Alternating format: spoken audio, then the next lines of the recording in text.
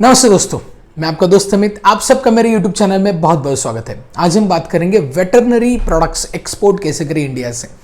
देखिए, veterinary product export करने के लिए आपको ये पता होना चाहिए कि वेटरनरी में भी कितने प्रकार हैं, मतलब कौन कौन सी प्रोडक्ट्स हम एक्सपोर्ट कर सकते हैं। पहले तो जो पेट केयर प्रोडक्ट्स हैं, जो नॉर्मल प्रोडक्ट्स है, एक्सेसरीज है, टॉयज वगैरह है, ये कर सकते हैं। इसके लिए कोई एडिशनल रिक्वायरमेंट नहीं है। लेकिन अगर हम आगे जाते हैं मेडिसिन के बारे में, तो मेडिसिन के लिए जो रिक्वायरमेंट है, ठीक है, एज पर द रेगुलेशन, तो वो आपको फुलफिल करनी है। उसके बाद बायोलॉजिकल्स प्रोडक्ट्स मतलब वैक्सीन्स भी आप एक्सपोर्ट कर सकते हैं, ठीक है। इसके बाद वेटरनरी फीड्स, न्यूट्रिशनल्स, मल्टीविटामिन्स, ये भी एक्सपोर्ट कर सकते हैं और कंज्यूमेबल्स एक्सपोर्ट कर सकते हैं।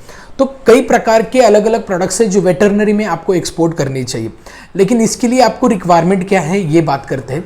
तो यहाँ पे एक तो आप दो प्रकार से एक्सपोर्ट करेंगे। एक तो मर्चेंट एक्सपोर्ट होगा, जहाँ पे आप किसी कंपनी के प्रोडक्ट्स को एक्सपोर्ट करेंगे। अदरवाइज दूसरा होता है मैन्युफैक्चरिंग एक्सपोर्ट। अगर आप मैन्युफैक्चर है तो आप डायरेक्टली एक्सपोर्ट कर सकते हैं। जानते हैं यहाँ पे क्या क्या रिक्वायरमेंट है। तो देखिए, अगर आपको मेडिसिन करना है तो ऑफकोर्स ड्रग लाइसेंस आपको लगेगा। ओके, ड्रग लाइसेंस के थ्रू ही आप एक्सपोर्ट कर सकते हैं। इसमें आपको एफडीए का जो स्टेट गवर्नमेंट का ड्रग लाइसेंस है वो लगेगा। अगर कंपनी के कोई प्रोडक्ट एक्सपोर्ट करना चाहते हैं तो सीडीएससीओ जो होता है, central drug standard control organisation, इसका आपको एक सर्टिफिकेशन लगेगा, एनओसी लगेगा, ठीक है। इसके बाद डॉक्यूमेंटेशन लगते हैं, वो मैन्युफैक्चरर के लगते हैं। मैन्युफैक्चरर के डॉक्यूमेंट कौन कौन से लगेंगे, तो सबसे पहला सर्टिफिकेशन, WHO GMP सर्टिफिकेशन चाहिए। उसके बाद दूसरा जो होता है वो होता है COO, सर्टिफिकेशन ऑफ ओरिजिन, मतलब जो प्रोडक्ट है वो इंडिया से ही मैन्युफैक्चर हुआ है, इसका एक प्रूफ होता है। देन सर्टिफिकेशन ऑफ एनालिसिस होता है, जिसमें दवाई का कोई भी मतलब इट कंटेन्स एक्टिव इंग्रेडिएंट कितना है और बाकी के भी एक्सिपिएंट, इसका पूरा कॉन्सेंट्रेशन जो होता है वो वहाँ पे मेंशन होता है। इसके बाद होता है COPP, certification of pharmaceutical products. तो ये बेसिक रिक्वायरमेंट है मैन्युफैक्चरर की एंड से, लेकिन फिर भी आपको दूसरी कंट्री में जो रेगुलेशन है वो देखना है, उसी के अनुसार आपको इसमें प्रोसेस करना है। उसके बाद अगर मान लीजिए फूड के लिए है, फूड के लिए एक्चुअली यहाँ पे अगर फूड आप परचेस करना चाहते हैं किसी कंपनी से, so it needs FSSAI, food safety standard authority of India से एक फूड लाइसेंस लगेगा आपको, ठीक है। बाद में ये GST लगेगा, दैट्स इट, यही बेसिक रिक्वायरमेंट है। हमें अगर आपको मान लीजिए कोई बायर्स मिलता है एक्सपोर्ट के लिए, तो मैन्युफैक्चरर का अप्रूव्ड प्लांट होना चाहिए उस पर्टिकुलर कंट्री से, ओके। तो वो आपको ध्यान में देना है। इसके बाद vaccine regulation, ministry of health and family welfare, इसके अंडर आते हैं और ड्रग DCGI भी उसको कंट्रोल करता है। तो उसकी इंफॉर्मेशन आपको लेनी चाहिए और उसके अनुसार आप वैक्सीन भी एक्सपोर्ट कर सकते हैं। इसमें एक स्ट्रिंजेंट रिक्वायरमेंट है स्टोरेज की, वो आपको फुलफिल करनी है और उसी के अनुसार आपको एक्सपोर्ट करना होता है। तो ये बेसिक इन्फॉर्मेशन है एक्सपोर्ट करने के लिए क्या मतलब अप्रूवल्स चाहिए। इसके बाद IEC कोड कंपलसरी लगेगा, ओके। और एनिमल हस्बेंड्री ये डिपार्टमेंट है, यहाँ से आपको एक NOC लेना पड़ेगा। ड्रग है तो CDSCO, और बाकी एनिमल फीडिंग प्रोडक्ट्स से तो एनिमल हस्बेंड्री डिपार्टमेंट से NOC। सो ये चीज़ें आपको ध्यान में रखनी है, देन यू कैन एक्सपोर्ट। बाकी जो कमर्शियल डॉक्यूमेंट्स है वो commercial invoice, packing list, HS code declaration, proforma invoice, then purchase order, custom document है bill of entry, shipping bill, certification of origin, then SDS या MSDS, ये chemical products के लिए लगेगा, ओके। और क्वालिटी डॉक्यूमेंट है वो जैसे मैंने ऑलरेडी बताया COO, okay, and stability data.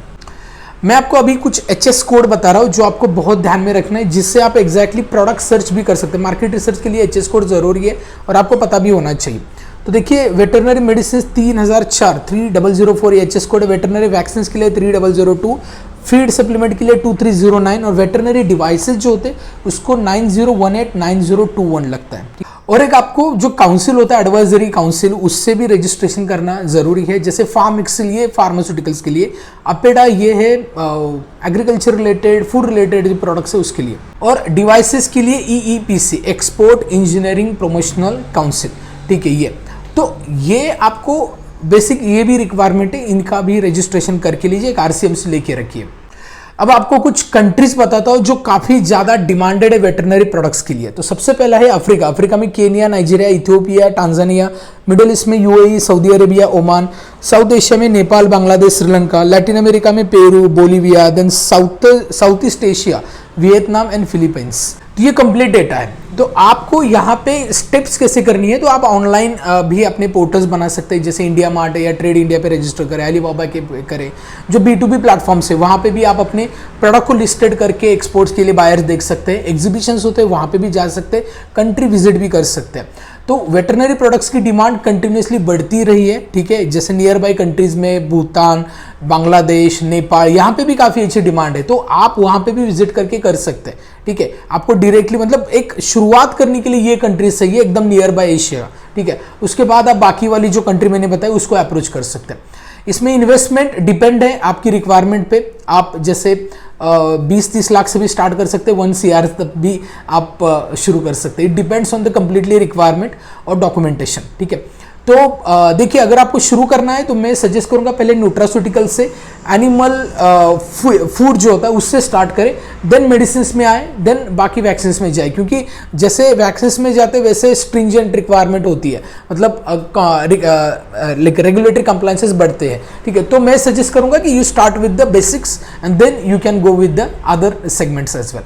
तो ये वीडियो कैसा लगा ये मुझे बताइए। अगर आपको फार्मास्यूटिकल एक्सपोर्ट में कंप्लीट नॉलेज जाना है, कंप्लीट सीखना है, तो आप ज्वाइन कर सकते हैं हमारा certification program in pharma export business management, जिसके डिटेल्स मैंने डिस्क्रिप्शन में दिया। तो ये वीडियो अच्छा लगता है वीडियो को लाइक करें, चैनल को भी सब्सक्राइब नहीं किया है सब्सक्राइब करें, और इस वीडियो को अपने कई सारे फ्रेंड्स एंड कलीग्स तक शेयर करें। इस वीडियो में इतना ही, मिलते हैं नेक्स्ट वीडियो में, तब तक बी हेल्दी बी हैप्पी।